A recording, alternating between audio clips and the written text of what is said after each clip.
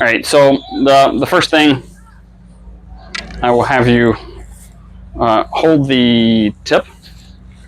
Hold the upside down. Right. Oh, yes. Okay. All right, so we do a speed drill. One of the first things about Florentine and two-weapon fighting is it is a speed enhancer, right? What we're doing this is to represent like the T of a person, so to speak, but to do it safe enough that I don't beat the crap out of it. So one of the things you always hear about people when they're talking about, oh, Florentine's silly and all this is, they're like, oh, the weapons get all mixed over. With a few simple rules, that never happens. It's a pretty simple concept of sort of follow the leader, so to speak. So generally you'll start from one side and then you strike through with a follow, and then this immediately reverses and then follows. Okay, so there is a sort of a 2 hit with each hand. This starts, but then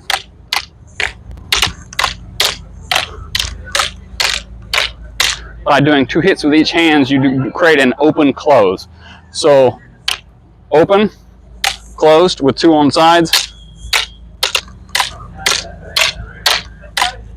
Right? And then you can speed that up.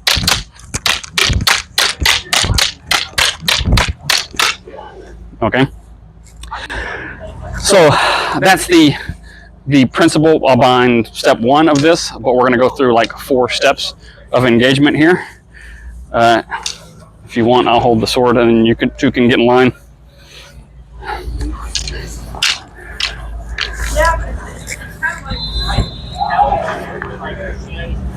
So it's both to one side, and then you open with 1. Sorry.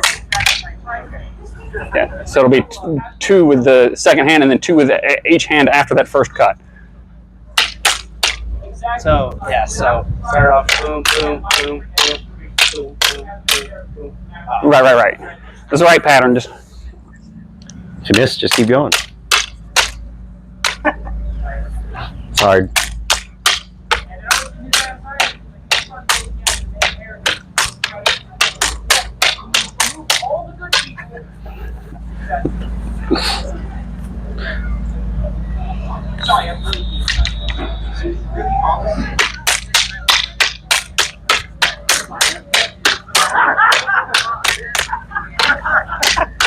okay, but you've got the principle down, Yes. right? Well, let you give it a try, and then we'll move to the next phase of this. Like I said, there's several phases of it, so we're going to add layers of complication. Hey. Oh man, I lost my rhythm. Jeez. Yeah. All right. Open. Yeah. Jeez.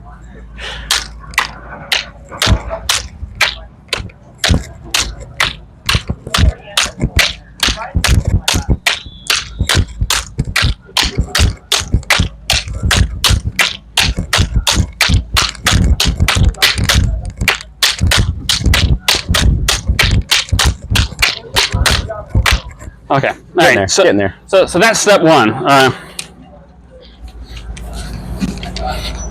So the second thing is that you're not just able to do speed, you're also able to use it as different angles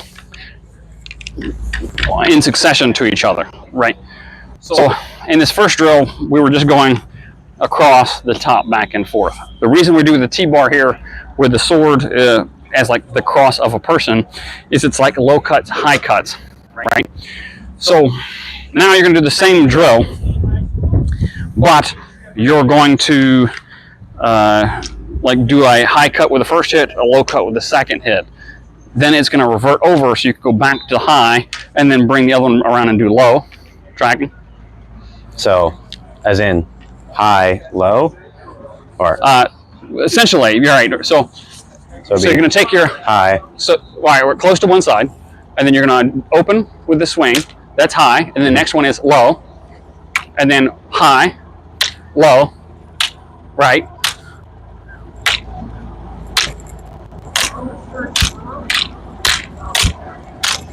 Just keep switching.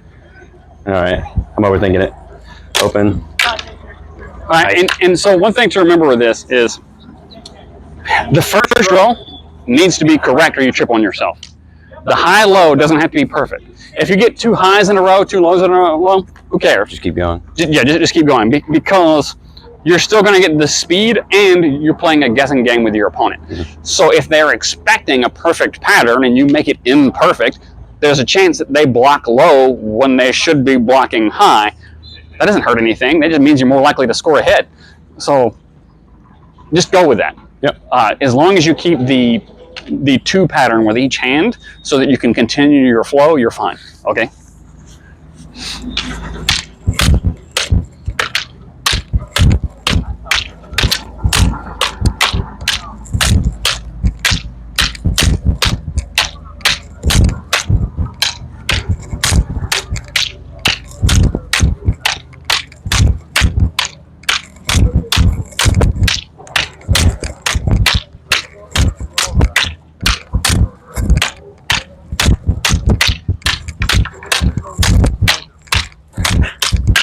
Throwing in some randoms in there. Yeah. All right. Change out and let Ripley do it. Practice with that weight. Yeah. Right. So, starting here. So high, low, high, low, high, low, high, low, high, low. Okay. Breaking. That's fine. They're. I ordered some more if they ever show up. If they ever show.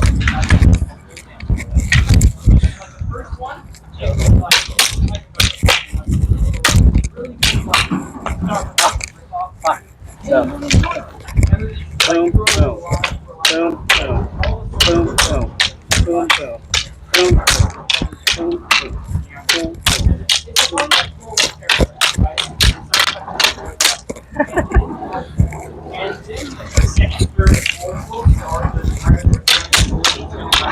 So I'm trying to like stop it so I can come back. right, and actually that's slowing you down a little bit. And I was about to say something because when you pass with a hand that you immediately reverse, you can do it with just a wrist turn and continue back.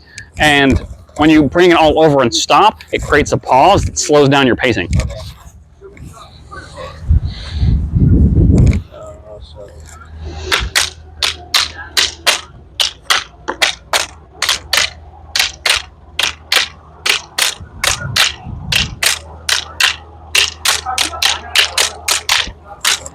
Right, see, that was faster, right? Yeah.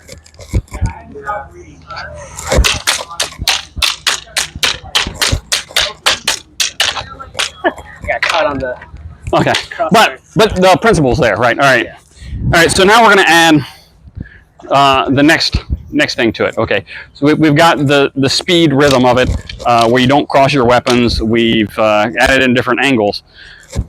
And I mentioned open and close earlier. When you strike through and then open, okay, but don't close to the other side. Just strike through and open one hand. All right. Well, leave the other hand open there. Okay, so strike through. Okay. So now you've got a sword on both sides.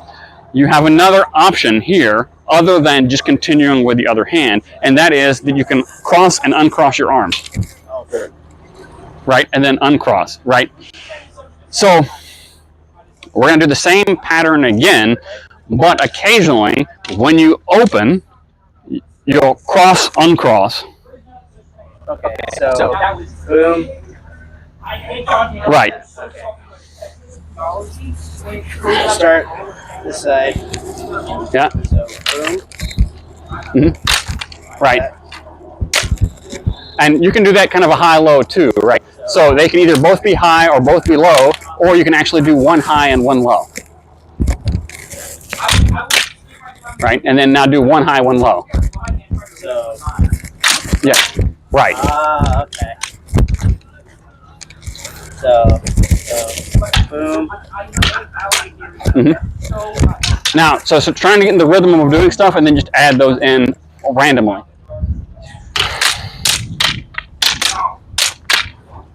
Boom, boom, boom, boom, boom, boom.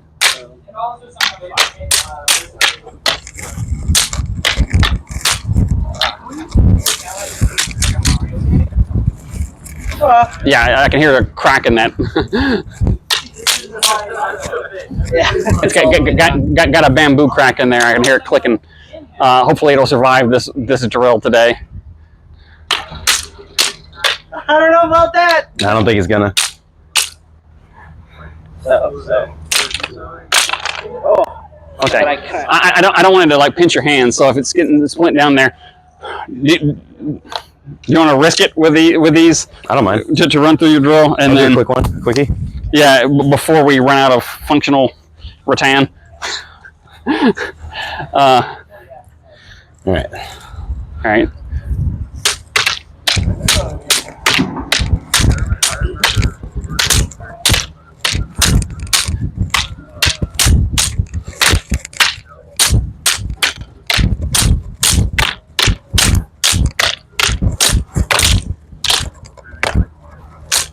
Okay, and so I'm going to add another thing to it. If they're surviving, if so, we have to switch to the other ones. I use this partly because it doesn't damage the sword doing the drill as much. When you're open, you do a cross. If you do a close, you can come across with two. You actually did it accidentally, whether you realized it or not, where you can come across from the side and then from the other side. But you can also cross and then reopen with a single one. So it allows you to switch between the two and over from either the split, where you cross your arms, you uncross, but then you can also cross and then attack with just one, and then hit with two sides back in. Tracking. If it starts pinching your hand, we can switch to the other swords, but all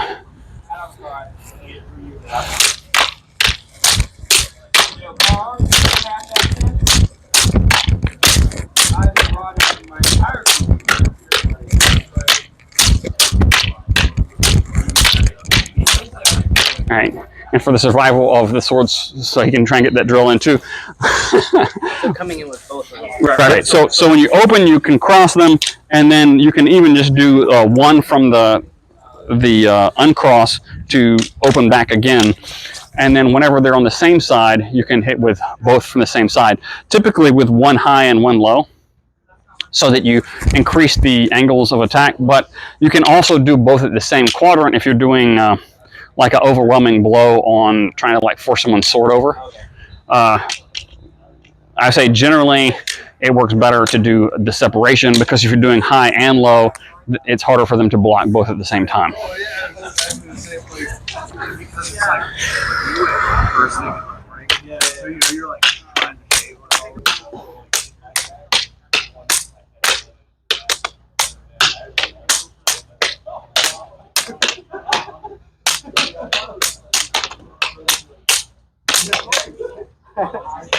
That's yeah. Crossing is gonna have to be a lot more practice. The measure also matters for that. Yeah. So boom, boom.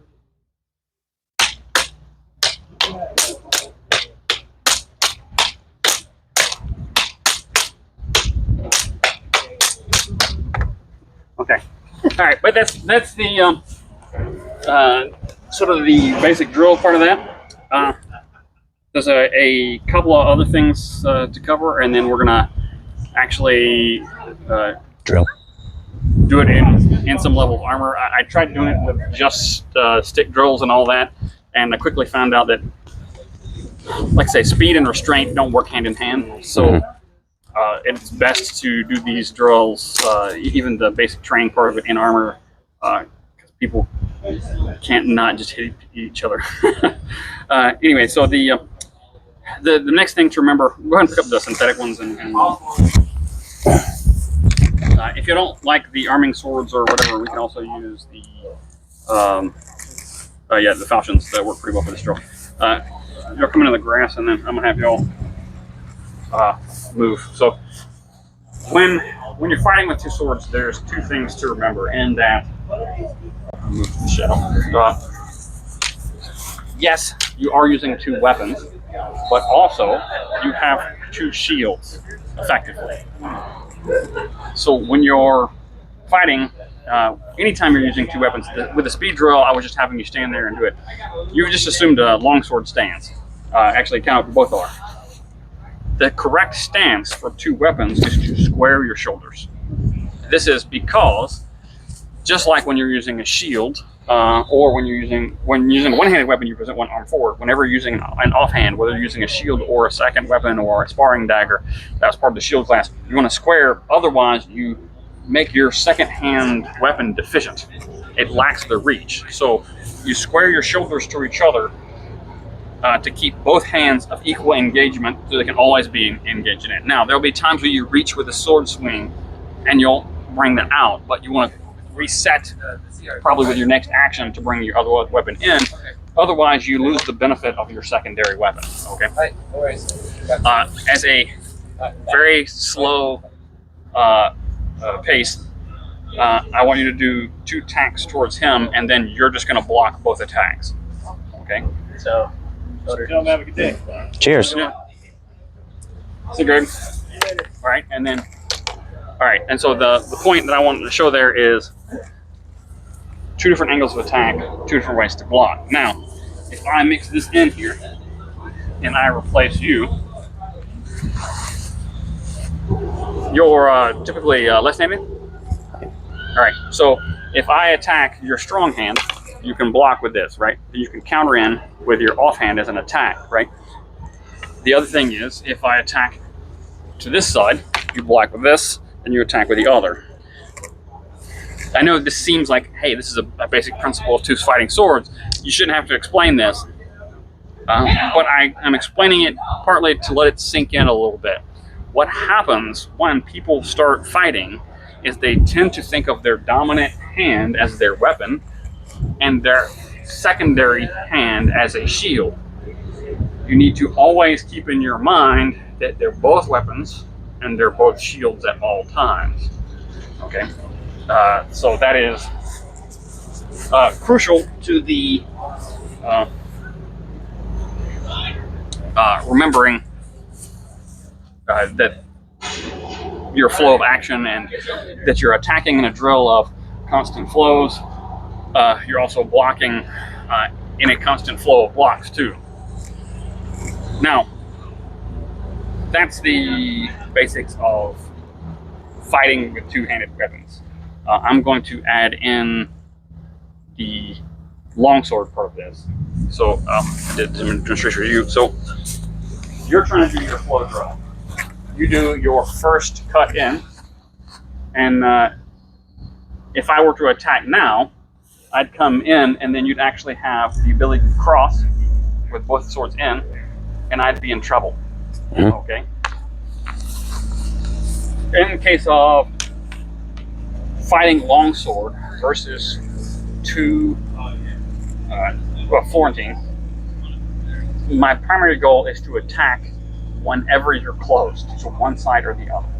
So if you're starting closed, it's a good enough time for me to attack. If at any point you swing and then you move into a closed position, I want to attack you. Hey everybody! I have to get a haircut. All right. Deuces. So the idea is, when you close, if I were to bring this way, all right, all your weapons are trapped to one side. Now, with that arm back, you have an opportunity to go over. At the same time, I can push in this way, and you're still trying to come down and reach on this. I might be able to block both weapons. So there's a instinct with the flow. If I catch the timing right, that I can strike in, and then if you try and bring with the other one, I can bring down. And if I catch it just right in a fight, what will end up happening is, like if you do with the one first, you bring this, and then as you bring the other one around, I actually catch the other one, and I can displace both together. So that's one thing you're looking for with a long sword against this. The other thing is, if you're fighting with 2 weapons against the long sword, and I go for an overhead strike, exactly that.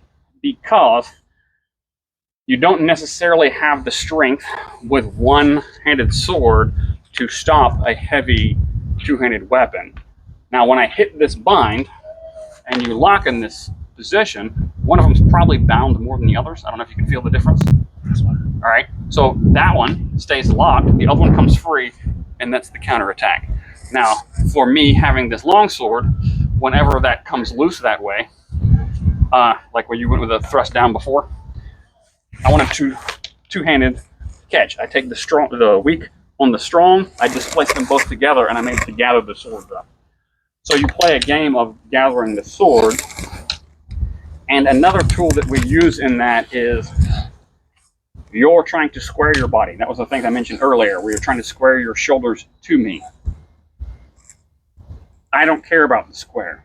I'm particularly with a two-handed weapon, I'm going to move in for reach, I'm going to move back to pull back, and I'm going to attack side to side. I can throw one arm forward depending on the move that I'm doing. That means side to side movement is a benefit to me because you have to reposition to square. So if I am attacking and I move sideways, I'm able to draw the weapons to one side and then place them in this way where I can kind of use that reach to my advantage. And also one of these arms will be displaced. So he's got this arm forward, but as I'm stepping to this side, this one has the best reach. This weapon here is losing some of its ability to reach me back. Even if he thrusts, I'm out of reach with that thrust. This one, if he was able to free it, should be able to actually risk hitting me because that arm is closer to me.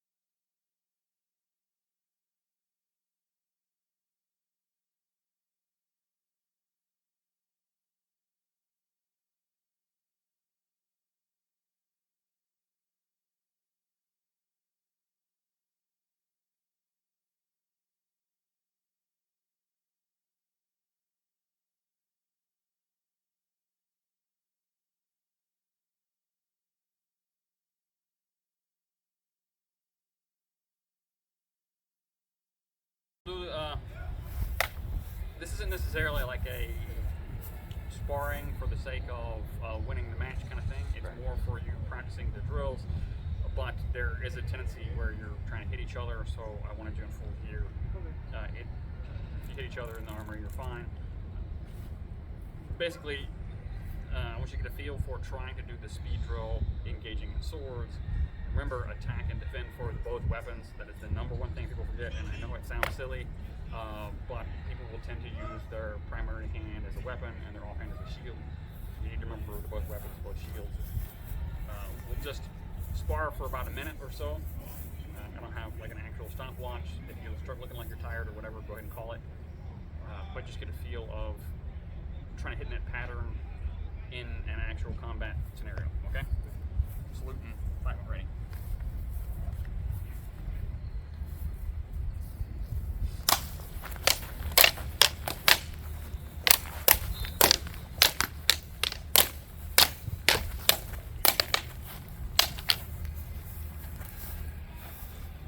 Remember high and low, remember the crossing strikes, two weapons on the same side.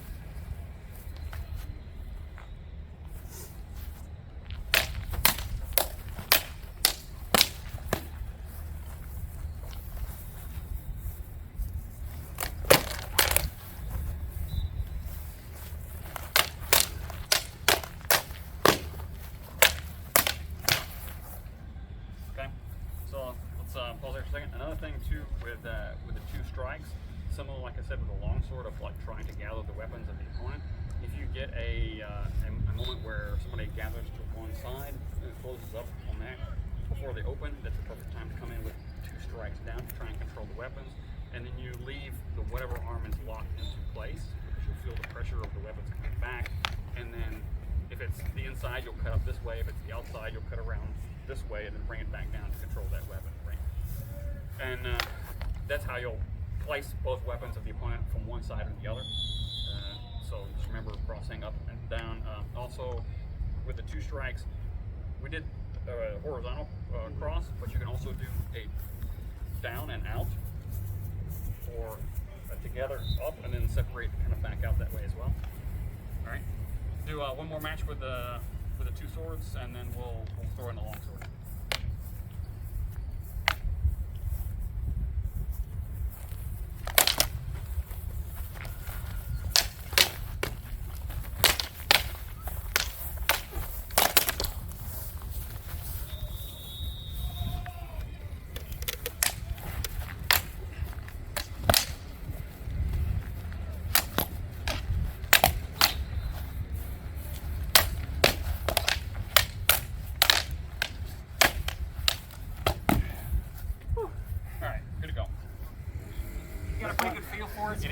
It is very tiring because you're using double the arm. Who wants to be a longsword first? You look like you're ready. All right. So, just brief reminder: with the longsword, you're trying to stay at range. With the 2 weapons, you're trying to get in close, which means you're going to try and block or parry the sword with one weapon and then close in with the other. Let it be either weapon. If he looks like he's going to get a strong hit with both weapons, control with the one weapon, and then go in with the other. You're going to consistently want to hit it at range and try and move out side to side to limit the use of one arm and hot shot. Okay. Right.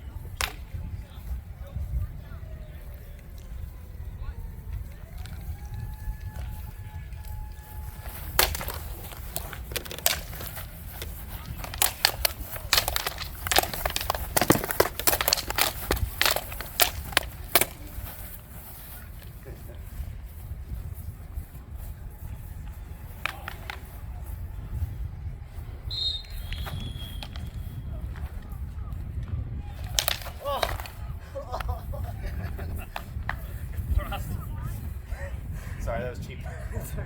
No, that's what you should do, because it's a long reach hit with a long sword.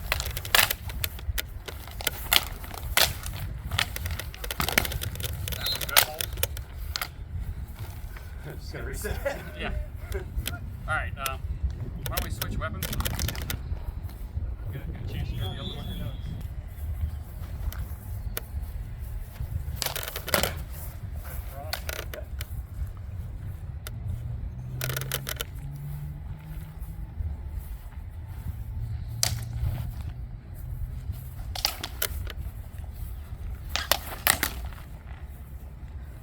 Oh no. I laid into that one. Hold on 1 second. Yeah.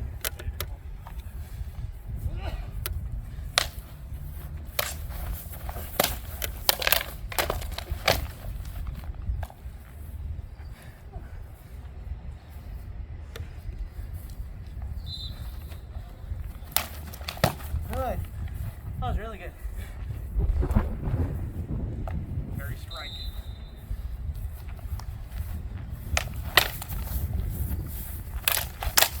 Good gathering of both swords. Nice. Yeah, solid. Whew. It almost feels easier with the long sword.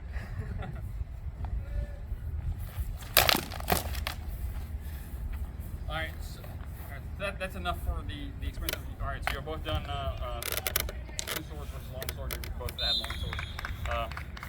With what you're saying about it feels easier with a long sword. Part of the thing is that y'all both have more experience with long sword, am I correct? So by the nature of that, you're already ahead of the skill curve. There's a little bit of a difference of fighting 2 swords because you're not used to that, but you're used to that sweep angle, and when you were able to catch the swords, which you were able to do multiple times, you're able to pin someone out to that side. You're able to do like a pushover and then like a false edge tack and maintain that line, or you step back at measure, controlling the blades, and then you go in with like a thrust, which lets you get back even further out of the measure of the weapon. So that is exactly what you should do. The cheap shot earlier was exactly what you should do. Yeah. It's a long reach shot to try and outreach the long swords. I wouldn't say that's a cheap shot at all. That's the game plan. What I was afraid of was when I came in with the bind and tried to block up both the swords. I wanted to push up a little bit more and come in with the hop. But it would leave me like wide open for him to come in with his left hand. Just Right. That's what happened. He got me in my kidney. So it's certainly a different experience fighting two swords versus long sword, and there's, like you say, different concerns, like positions you don't want to go into because you know you're going to leave yourself open, and the only way to really good at it is to do it. I've changed basically the fundamentals of using two swords. The more you fight against two-handed swords, and the more you train with them, like using them, the better you'll be at both, because you have a little bit better fundamental. Everything I explained pretty much held true. It's just a question of how that actually plays out in practice and the skill of your opponent. So try it once in a while, and even getting better at using two-handed swords, you'll get better at fighting it because you'll have a better read of what your opponent's doing. And then if you do like a mixed tournament in the States or whatever, and you're fighting somebody with two swords, you won't be destroyed. Now, I'm sure, just like the one-handed class, there is probably a more advanced class that has more with two-handed swords than what I've given, but that's a pretty decent base for opening it up and being prepared to fight a two-handed sword. And it's a good entry point. Like if you try this and you're having a blast, and you're like, okay, you know what? Maybe I do want the advanced classes on this. That's the other reason I introduced this, so that just like a one-handed and then polearm, which you're already quite aware of. It gives you a bit of a taste, so that people are running through my polearm class, and then they're at these last 4 classes in the blue, and they're like, you know what? Maybe longsword was a good starting point, but maybe I want to consider going into another school. Some people do, some people don't. I already know you like saber and you like polearm, so you're already pushing that way. But for me, relating that back to longsword and understanding how they interplay with each other as well is always interesting. I like sword versus longsword versus polearm as well. I don't particularly like saber versus polearm. Not a big fan of that. Realistic. Yeah, but I will say I've actually been able to win a few matches with longsword versus polearm. Saber versus polearm is not going well for me. But that's pretty much it. So I hope you all enjoyed it. It's certainly a very different class than the prior classes. So, any questions? That was good. That was a good refresher.